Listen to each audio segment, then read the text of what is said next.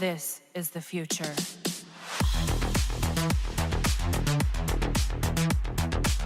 Hello ladies and gentlemen, vBlackWolf here and welcome to another video. In this one we're going to be talking about the absolute best teams in Just 2 Mobile, and in order to categorize them we're going to first of all and most importantly look at how much damage they can deal, and second of all look at how versatile they are, because nowadays with soul raids you can pretty much fight wherever you want and wherever your team is best suited for, and we got too many soul raids to really consider the versatility in that with that much accuracy. So yeah, we're mainly going to take a look at how much damage they're going to deal. So with that being said, I will keep in mind the beta club, but at the same time I will mention when the beta club is kept in mind, because we know it's kind of a pay to win artifact, and I will also rank the team if it did not have access to the beta club afterwards. So we have it at peak performance and we have it at the place where a lot of people will sadly have it because of no beta club. With that being said, if you enjoyed this video, make sure to subscribe and let's get into it. And by the way, the footage in the background will most likely not have anything to do with this. It's just something to keep you entertained because some of you have the attention span of a wet noodle, but yeah, let's go! Okay, so for this one we're going to start from the S tier. It just feels more natural to do so in this tier. And we're going to repeat a lot of characters and a lot of team combinations. You can see that in this year, there's gonna be 4 teams that include Raven. Can you use all of them? No, because you got only one Raven, but those teams in those combinations are going to be great at certain things. This is going to be keeping in mind both league rates and soul rates, and let's get through them. First of all, the Raven Brainiac Power Girl team. By the way, Power Girl is not really mandatory in there. It can be replaced with the Red Hood. I mean, she can be replaced with the Red Hood. And this team is going to be Beta Club Reliance. This team kind of sucks in late grades because it's to the point where it can one-shot anything, but it doesn't do well when transitioning from face-to-face against Brainiac, so you're better off using the King Raven team in there. But in soul raids, this can yield to Raven dealing some crazy amounts of damage. Next up, we got the Raven Dr. Fate Kimflan Sakomen team. This thing is really not used that much in soul raids because there are teams with Raven that perform far better, but this is generally speaking the best Raven team to use in league raids because you can one-shot phase 1, phase 2, and phase 3 with them in tier 8. Then we're going to have the Raven Last of Joker and EPI team. This team is going to not be used in league raids, because again, Kimflan Sakomen is going to do better, and Joker in league raids is going to, for the most part, be able to one-shot anything he wants to one-shot, so that's not gonna be a problem for him. So this is gonna be used in soul raids when the enemy is stun immune, because when he's not stun immune, we're going to get into the next team on this tier, which is the Raven Entangling Poison Ivy and Heartbreaker Harley Quinn team.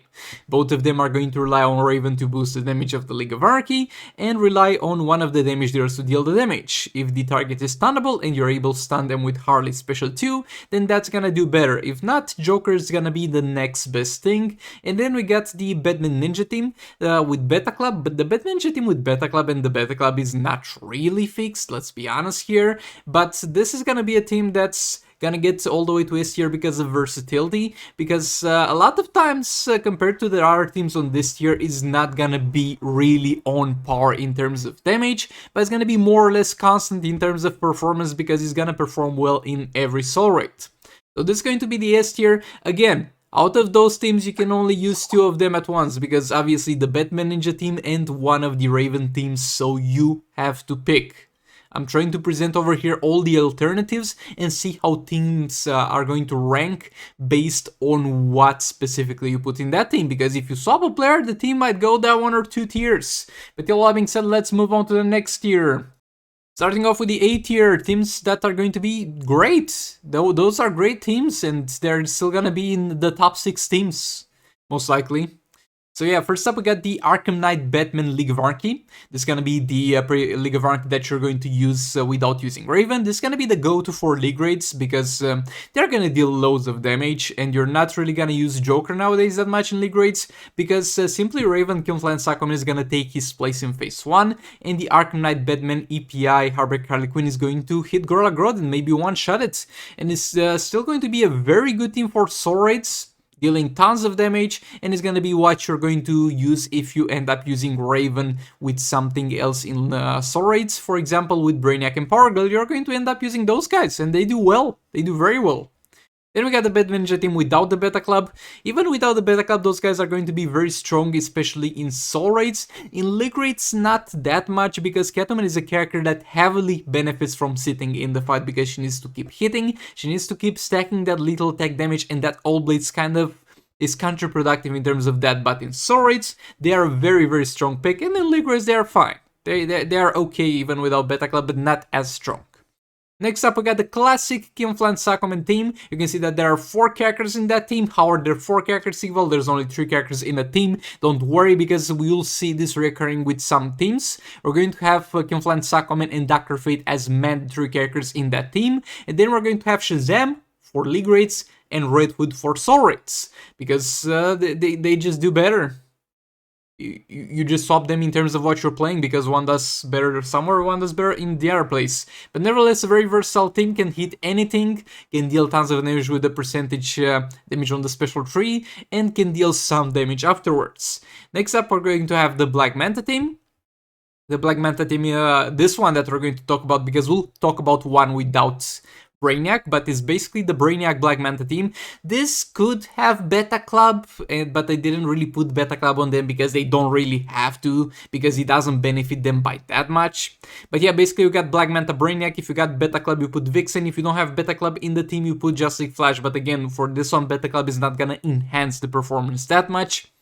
Very versatile team, very good team. You use Brainiac to stack lethal, you tag in Manta to deal damage. Pretty damn self-explanatory. Next up, we're going to have, this one is a little bit weird, so hopefully people are watching me explain it. They don't just watch this and try to make a team out of those 4 characters. That would be embarrassing. But we got Deathstroke, who's gonna be pretty much the team that puts any team that he's in into A tier, because of the huge percentage damage that he's able to deal with his special 2, percentage health damage, and he can be paired up with the Multiverse team, with the sort of Banshee team, and with the Just Like Superman team. Usually he doesn't have a standalone team, and after he's done with his percentage damage on the special 2, he's going to deal no damage, but the damage he deals with that is gonna be huge, and that's gonna take from 1.5 minutes to 2 minutes to do, depending on how good you're going to do it and the fight that you're fighting. After you're done with the percentage damage, then you are going to pretty much deal no damage. So to fix that, and because he doesn't really have a team himself, we're going to integrate him in a team. In which team, it depends on if you're playing League raids or soul raids, and it depends on which team is your weakest. Because you want to put him in the weakest team to heavily boost the damage of that team, and in the minute that remains, he's gonna be tagged out, and the rest of the team that you can piece together is going to pick up the scraps and start dealing some damage. You can put him with just a Multiverse Flash and Multiverse Armor Supergirl and let them do their thing at the end. Reverse Flash Silver Banshee, let them do their thing at the end. Or just like Superman, just like Cyborg, and let them do their thing at the end. It just matters which is your weakest teams out of the strongest 6 teams that you have, and that is where you put Deathstroke. That's why it looks a little bit weird. But all that being said, let's move on to the B tier. In the B tier, we're going to have the Joker League of Anarchy. He's going to have Joker, he's going to have EPI to boost his dot damage, and he's going to have Just Like Flash to boost their damage on basic attacks. This team is all the way to B tier because sadly, it has been replaced in League raids by Kilmflan Sakoman Raven against Phase 1. It can still fight Phase 1, don't get me wrong, it's going to do very well, it's going to one-shot Phase 1 in tier 8, but problem with this team is really soul raids, because in soul raids, they're still going to do tons of damage, don't get me wrong, they're going to deal some serious amounts of damage, but the problem is Joker does not make use of his passive very well, because his passive will give him increased damage for each character that dies, and in League raids you can easily get that with fighting Grodd, fighting Phase 1, but in soul raids not that often. So that's why, even though this team does quite well, it's almost never used if you have Harbeck Harley Quinn, because she's gonna do better for the most part. And we have the Black Manta team without Brainiac.